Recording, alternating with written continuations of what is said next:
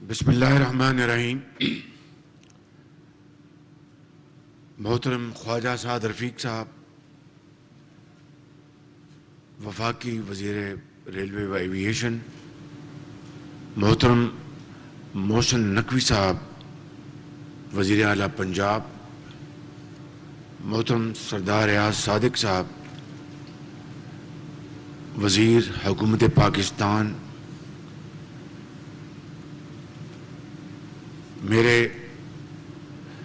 C B D کے chief executive officer,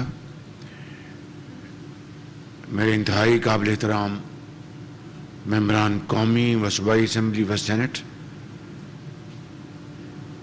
انتہائی قابل احترام سرکاری افسران، خواتین و حضرات، مہمانان گرامی، السلام علیکم.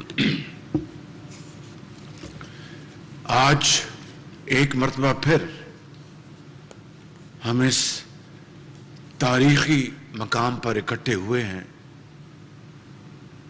اور ماضی میں تقریباً پچھلے 20-25 سالوں میں میرا یہاں پہ شاید یہ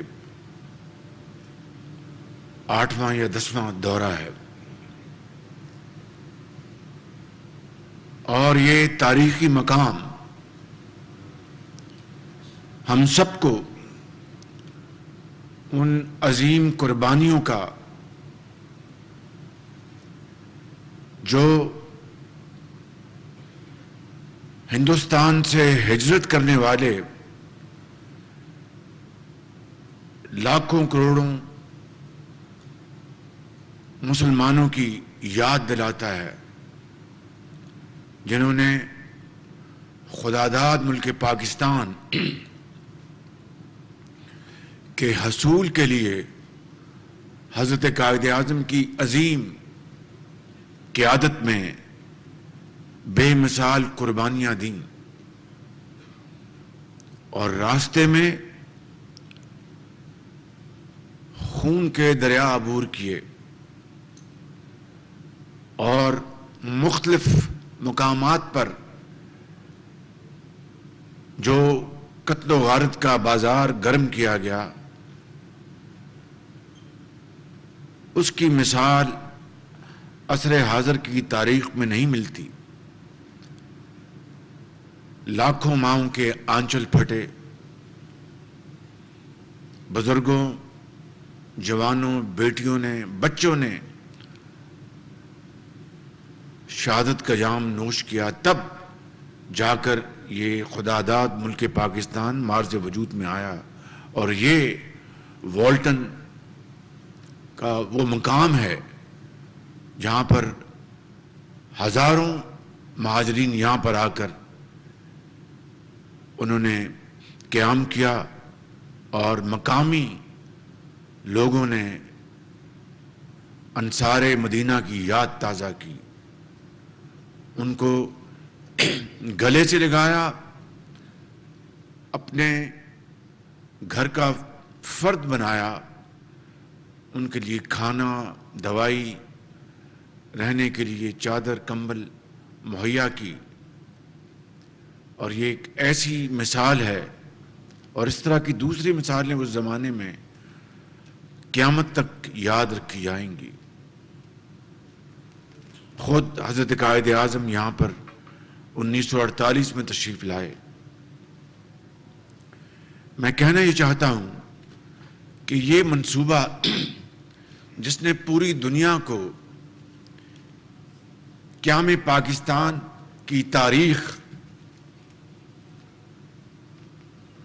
بتانی تھی مختلف ایلیمنٹس کے حوالوں سے، چاہے وہ مونومنٹ ہے یا لائبریری ہے یا وہ تصویریں اس زمانے میں بیل پر لوگ چل رہے ہیں، پیدل آ رہے ہیں، سائیکلوں پہ آ رہے ہیں، راستے میں جتھوں نے حملہ کیا، کس طرح وہاں پر وہ بچ بچا کر اپنے پیاروں کو پیچھے چھوڑ کر وہ چلے آئے، اپنے گھروں کو تالے لگائے اس امید کو آنکھوں میں بسایا، خواب کو آنکھوں میں بسایا کہ پاکستان جائیں گے، فرنگی اور ہندو سے نجات ملے گی اور انصاف، محنت اور میرٹ کی بنیاد پر ایک ایسا معاشرہ وجود میں آئے گا کہ دنیا اس کی تقلید کرے گی.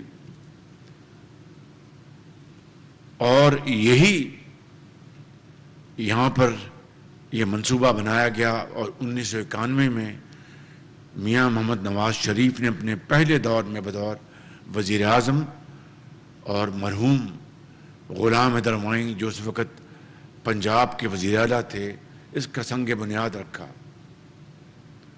اس کے بعد ریسٹ از ہسٹری. 93 میں حکومت چلی گئی. پھر 97 میں دوبارہ مسلم لیگ نون کا دور آیا تو میں نے یہاں پر آ کے اس سنگ بنیاد کو ہم نے آگے بڑھانے کے لیے تیزی سے کام شروع کیا. پھر اکتوبر 99 آ گیا اور ریسٹ از ہسٹری. پھر 2008 میں دوبارہ اللہ تعالیٰ نے ہمیں موقع دیا تو میں خواجہ سعد رفیق صاحب کے ساتھ اور دوسرے ساتھیوں کے ساتھ یہاں پر حاضر ہوا. اور یہ سننے والی بات ہے 2008 میں مرحوم جنرل مشرف کے دور میں پنجاب حکومت نے یہ کانٹریکٹ ایوارڈ کیا. تقریباً 2-2.5 ارب روپے اس کا تخمینہ تھا. اور انہوں نے جنرل مشرف کی خواہش پر یہ پنجاب حکومت نے کانٹریکٹ ایوارڈ کر دیا. جب یہاں پر ہم آئے 2008 میں تو یہاں پہ یہ لوہا اور سیمنٹ کا ایک جگہ بنی. ابھی تک کھنڈرات اس وقت بھی تھے اور آج بھی کھنڈرات ہیں. آپ ضرور سوال کریں گے کہ بھائی شہباز شریف پر آپ کہاں تھے. میں آپ کو بتاتا ہوں ذرا آج اس کی یہ بڑی تکلیف دہ اور دکھ بھری کہانی ہے کہ اس مقام کو ہم نے پوری دنیا کے لیے ایک تاریخی مقام بنانا تھا. اور یہاں پر نہ صرف پاکستان کے چاروں کونوں سے یہاں پر بچے اسٹوڈنٹس آتے اور پاکستان کی تاریخ سے آگاہ ہوتے. یہاں پر آ کے تصویری وہ جس طرح خبر نامہ ہوتا ہے اس طرح یہاں پر لائبریری، یہاں پر تمام چیزیں تصویریں لگی ہوتی، مونومنٹ ہوتا اس کے اوپر مختلف وہاں پر ہر چیز لکھی ہوتی. دنیا سے یہاں پر جو لوگ آتے وہاں پر آتے. آج جس طرح خواجہ صاحب نے کہا کہ 110 کروڑ روپے اس غریب ملک کے دفن ہو چکے ہیں اور وہ کھنڈرات وہیں کے وہیں ہیں. ایسا کیوں ہوا؟ یہ سننے والی بات ہے. میں 1-1.5 منٹ میں دریا کو کوزے میں بند کروں گا. جب میں 2008 میں یہاں پر آیا تو میں نے وہاں پر پریزنٹیشن لی تو مجھے پریزنٹیشن جو کنسلٹنٹس تھے اور دوسرے جو کنٹریکٹرز تھے انہوں نے بتایا کہ 90 کروڑ روپے کی سفید گرینائٹ اٹلی سے امپورٹ ہوگی. پاکستان کے غریب ملک پاکستان کے جو زر مبادلہ اس وقت تو زر مبادلہ کا آج کے زر مبادلہ کا کوئی مقابلہ نہیں ہے لیکن اس وقت بھی زر مبادلہ ہوتا ہے. 90 کروڑ روپے کا وہ جناب امپورٹ ہوگا اور یہاں پر جو مونومنٹ ہے اس کے مینار پہ لگے گا. میں نے پوچھا یہ کیوں؟ کہیں جی اس کے یہ سننے والی بات ہے. اس کے بغیر اس نے وہ جو کنسلٹنٹ تھا اس نے بڑی شاندار وہ کشمیری شال پہنی ہوئی تھی اور اپنا پاؤں میں وہ بڑا اچھا کھسا تھا. بڑے وہ اپنا شوق والے آدمی تھے اور ہوں گے ضرور. تو انہوں نے کہا جی کہ اس کے بغیر یعنی اٹلی کی جو گرینائٹ ہے اس کے امپورٹ کر کے یہاں پر مینار پہ لگائے بغیر قیام پاکستان کی تاریخ کا تصور نہیں کیا جا سکتا. اندازہ تصور کریں آپ. میں نے اس کو کہا کہ بھائی یہ 90 کروڑ روپے خرچ کر کے کیا آپ نے دنیا کو یہ دکھانا ہے کہ غریب ملک پاکستان جہاں پر تعلیم کا حصول مشکل ہے, جہاں پر ایک وقت کی روٹی محنت سے کمانا ایک کار دارد ہے, جہاں پر ادویات کا مسئلہ ہے, جہاں پر یونیورسٹیاں بننی ہیں, درسگاہیں بننی ہیں, سڑکیں بننی ہیں, ملک کو ترقی کی طرف ہم نے لے کے جانا ہے, ہم نے یہاں پر صنعتیں لگانی ہیں, زراعت کو ترقی دینی ہے. یہ 90 کروڑ روپیہ یہاں پر لگا کر دنیا کو ہم دکھائیں گے کہ یہ غریب ملک پاکستان اپنی غربت کی عکاسی کر رہا ہے, اپنی محرومیوں کی عکاسی کر رہا ہے. اس کے پاس کوئی جواب نہیں تھا. کہنے کہ نہیں جی اب تو ہم آرڈر دے چکے ہیں. میں نے کہا آپ آرڈر دے چکے ہیں تو میں بھی آرڈر دے رہا ہوں کہ یہ کبھی ٹائل یہاں پر پاکستان میں نہیں آئے گی. بالکل وہ بڑا سیخ پا ہوا. اس نے آگے جا کے میری شکایت کر دی اور مجھے حکم ملا ایک ایسے شخص سے, ڈائریکٹلی نہیں انڈائریکٹلی, جو اس دنیا میں نہیں کہ یہ کنسلٹنٹ ہی رہیں گے. میں نے کہا یہ کنسلٹنٹ رہیں گے تو یہ کام میں چلنے نہیں دوں گا. جس کو یہ احساس نہیں کہ پاکستان کی ایک ایک پائی غربت اور بے روزگاری کے خاتمے کے لیے استعمال ہونی ہے, اس کو ہم کنسلٹنٹ بنا کر اس منصوبے کا ہم نے اس کو تباہ کرنا ہے. لمبی بات ہو رہی ہے. وہ جو کانٹریکٹر تھا وہ بھی ایک ٹوٹل فراڈ تھا. فراڈ. وہ ایک گولف کلب ہے اس کا وہ مالک تھا یا اس کا بھائی تھا, مجھے اب یاد نہیں. اس کو کوئی تجربہ نہیں تھا. اس کو کانٹریکٹ ایوارڈ ہو چکا تھا بغیر بڈنگ کے. تصور کیجئے بغیر بڈنگ کے کانٹریکٹ ایوارڈ ہو چکا تھا. اس کو بلایا, وہ ایڈوانس پیسے لے کے کھا چکا تھا اور اس کو کہا کہ کام شروع کرو. میں یہاں پر اپنے دفاع میں کچھ نہیں کہوں گا, صرف یہ کہوں گا کہ یہ ان چند ناکامیوں میں پنجاب میں میرے کھاتے میں یہ بات لکھی جائے گی جو بھی اس کی وجوہات ہوں. But I must own this responsibility to the extent I was the chief minister of this province. میں نے پوری کوشش کی لیکن بات نہ بنی. پھر جب اگلا دور آیا تو میں نے کہا کہ اچھا وہ کانٹریکٹر کا پیسے کھا گئے, ان کے اتنے پیسے کھا گئے, اتنے چھوڑ دیں. بڑی مشکل سے ہم نے بات کی لیکن بات بنی نہیں, یقین کر لیں آپ. لہٰذا اس لیے میں نے کہا کہ یہ انتہائی تکلیف دہ بات ہے کہ میں آج 8ویں یا 10ویں دورے پہ آئے ہوں اپنے ساتھیوں کے ساتھ. کھنڈرات کے کھنڈرات یہیں پر موجود ہیں اور یہ پیسہ پاکستان کا ہے. ایک طرف میں ابھی دوسری جو باتیں ہیں میں اس طرف نہیں جانا چاہتا, وہ میں کروں گا انشاءاللہ اگلے ہفتے جب IMF کا معاہدہ جب تکمیل کا وہ مرحلہ طے کر لے گا پھر میں بات کروں گا انشاءاللہ. لیکن آج میں اس تاریخی مقام پر اور تاریخی منصوبے کے حوالے سے بات یہ کرنا چاہتا ہوں کہ کس بے دردی اور بے رحمی سے اس منصوبے کو مؤخر کیا گیا, تباہ کیا گیا اور اربوں روپے پاکستان کے غبن ہو چکے. میں سوال کرتا ہوں اور اس سے پہلے ایک بات کہنا چاہتا ہوں کہ میری ہمیشہ کے لیے دعا ہے کہ نیب کے عقوبت خانے میں کوئی نہ جائے, کیونکہ وہاں پر جو ناانصافی روا رکھی گئی, جہاں پر انصاف کا جہاں پر وہ قتل عام ہوا پچھلے ادوار میں, تو دشمن بھی نیب کے عقوبت خانے میں نہ جائے. لیکن سوال یہ پیدا ہوتا ہے کہ بے گناہ لوگوں کو ان کو تو چن چن کر دیوار سے لگایا گیا اور ان کو نیب کے عقوبت خانوں میں ان کو بھجوایا گیا. یہ منصوبہ جہاں پر اربوں روپے کا غبن ہو گیا, کیا نیب نے ان کو بلا کر پوچھا بھی؟ میرے بزرگوں, بھائی اور بہنوں, یہ ہے وہ ڈبل سٹینڈرڈز جس نے پاکستان کو اس تباہی کے دہانے پہنچایا.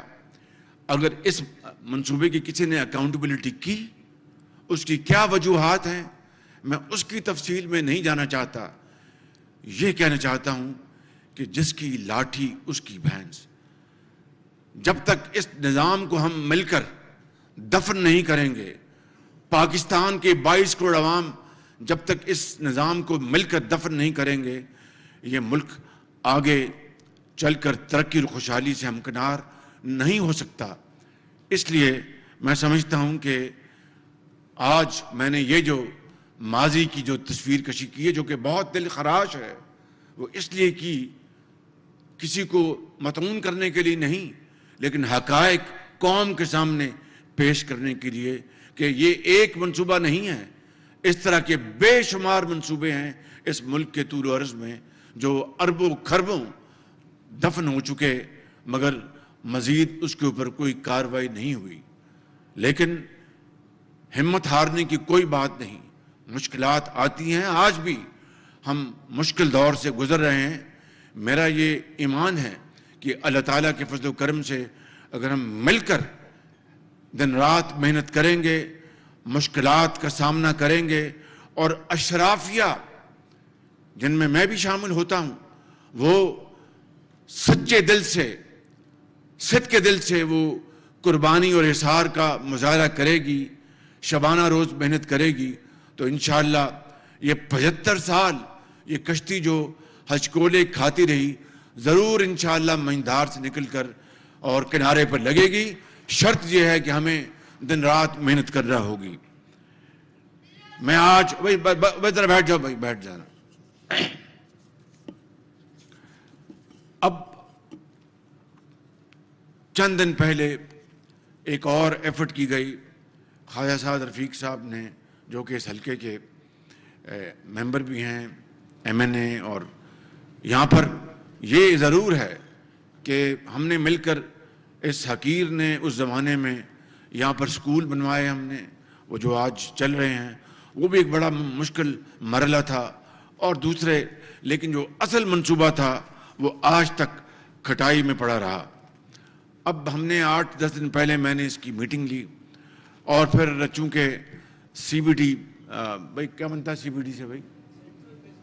سینٹرل بزنس ڈسٹرکٹ، جو کہ ایک کمرشل ایک وینچر ہے، ایک منصوبہ ہے اور ہونا چاہیے، تو اس کے تحت جو کنٹونمنٹ بورڈ، اور وہ چونکہ وفاق کے انڈر آتا ہے، تو ہم نے میٹنگ کی، تو انہوں نے کہا جی کہ ہمیں حکومت سے پیسے نہیں لیں گے، ہم اسی میں سے ہم اپنی انکم نکال کر، تو یہ منصوبہ جس میں ڈرین بھی ہے، جس میں سڑکیں بھی ہیں، یہ منصوبہ بھی ہے، اور اس کو ہم تمام جو اس کے لوازمات ہیں اس کو مکمل کریں گے، جس کی تفصیل ابھی آپ کو بتائی گئی۔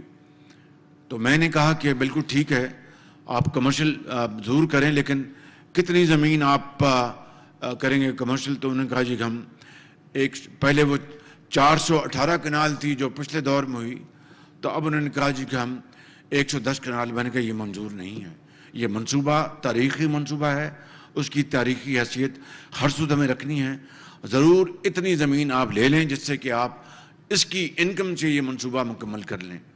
تو انہوں نے کہا جی کہ پھر ٹھیک ہے جی، ہم 110 کنال سے 75 کنال کر دیتے ہیں۔ میں نے کہا یہ بھی منظور نہیں، چنانچہ 50 کنال پر معاملہ طے پایا کہ 50 کنال پر ہم یہ اپنے کمرشل یوز کریں گے، اور باقی سارے کا سارا منصوبہ انشاءاللہ وہ جو تاریخی جو اس کا پس منظر ہے، وہ اس کو دن رات محنت کر کے کریں گے۔ یہ جو سی ای او جو ہیں، یہ مجھے بڑے افیکٹو اور پروفیشنل آدمی لگے، لیکن تھوڑا سا مجھے ہلکا سا جھٹکا لگا جب میں ابھی آیا، تو مجھے نقشے دکھا رہے تھے، تو کہیں جناب یہ ہم سارا کر رہے ہیں، تو کیا اس کو پاکستانی مٹیریل سے بنانا ہے؟ میں نے کہا ابھی بھی آپ کو کوئی شک ہے کہ آپ یہ بحث ہونی نہیں چاہیے؟ اور میں چونکہ جو انہوں نے یہ بات کی، تو اس کو وہ جو چادر پہن کے، وہ کشمیری شال تھی، پتہ نہیں وہ کون سی شال تھی، اور اس سے مجھے ایک اور شال بھی ہوتی ہے جس میں وہ انگوٹھی گزر جاتی ہے، اس کو ہاں جی دوش کی شال، نہیں توش کی شال، وہ اس کی شال پہنی تھی اس نے۔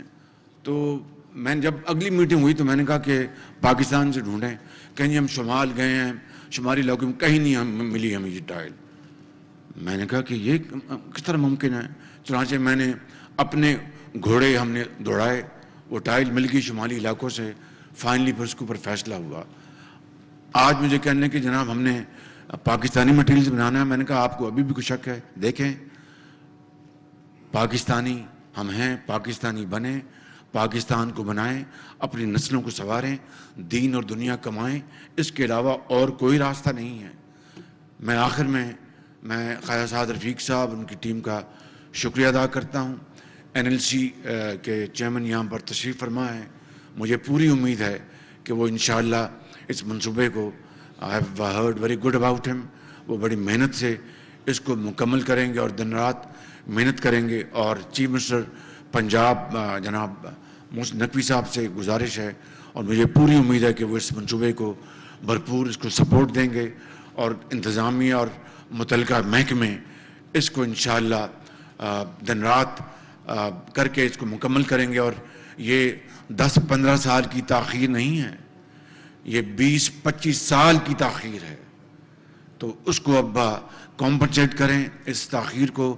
اپنی محنت سے چیف سیکرٹری بیٹھے ہیں یہاں پر، IG بیٹھے ہیں، کمشنر لاہور تشریف فرما ہیں، اور درجہ بدرجہ اور پولیٹیکل لیڈرشپ بیٹھی ہے۔ سب کو میری گزارش ہے کہ مہربانی کر کے مل کر اس کو مکمل کریں کہ اسی میں اس منصوبے کی اور پاکستان کی بقا ہے۔